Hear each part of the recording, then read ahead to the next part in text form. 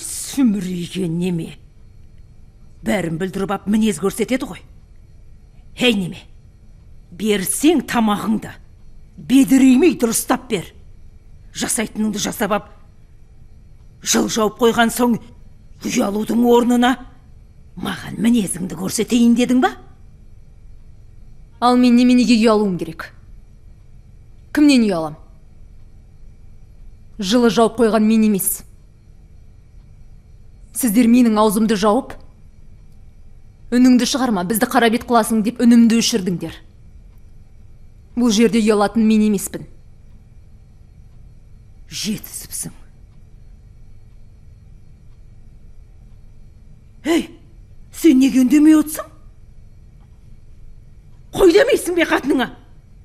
Апаңды басынып таптап жатса, жәудіреп маған қарап отырсың. Кеш болмай тұрғанда аузыңды жап. Кешірім сұра апамнан. Ал егер не? Кешірім сұрамасам тағы мені сабайсың ба? Сенің қатынға ғана әлің жетеді. Аузыңды жап дейін.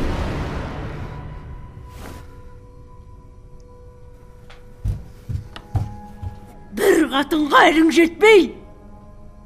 Енді не? Бұл бізді сабай ма? Онда үйді сыпырып, тамағын жасап, үйден шықпа. Қатының мықты болды ғой.